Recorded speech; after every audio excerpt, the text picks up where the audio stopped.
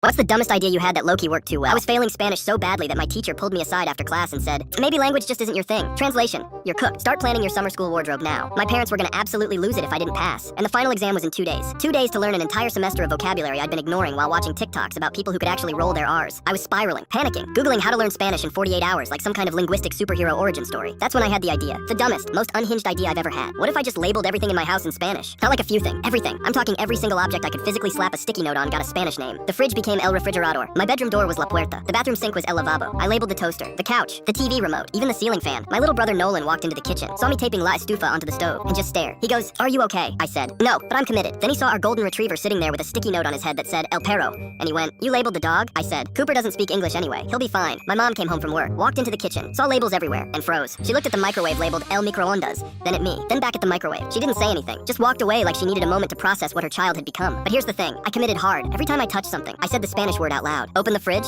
El Refrigerador. Grabbed a cup, El Vaso. Sat on the couch, El Sofa. My dad thought I was having a breakdown. He goes, "Why are you narrating your life in Spanish?" I said, "Because I'm about to fail." "Dad?" And this is all I've got. By day 2, I was walking around the house like a possessed Duolingo owl. I'd open a door and whisper La Puerta like it was a prayer. My brain started automatically translating everything. I'd see the lamp and think La Lampara before I even realized I was doing it. Nolan started quizzing me as a joke, pointing at random stuff going, "What's that?" And I'd fire back immediately. El Espejo, La Sila, El Libro. He looked genuinely impressed, which for a little brother is basically a Pulitzer Prize. Exam day comes. I walk in feeling like I either just studied really effectively or completely lost my mind. Probably both. The test starts, and I'm flying through it. Vocabulary section, done. Conjugations, easy. I'm reading questions and hearing my own voice in my head going La Mesa, El Telefono, La Ventana like a Spanish sleep paralysis demon. I finish early, turn it in, and my teacher grades it right there. She looks up at me, confused, and goes, "Did you cheat?" I said, "What? No, I studied." She squints at me like I just confessed to a crime. "You gotta be. You were failing 2 days ago." I said, "Yeah." I labeled my entire house and walked around saying everything in Spanish for 48 hours. She blinked. "You what?" So she makes me retake it, right there, verbally. She points at her desk and goes, "What's this?" El Escritorio. Points at the window. La Ventana. Points at her coffee mug. La Taza. She's just staring at me now like I'm some kind of accidental genius or a sleeper agent who got activated. I passed the verbal test too. She sits back in her chair, shakes her head, and goes, "I don't even know what to say." I said, "You could say congrats." She didn't though.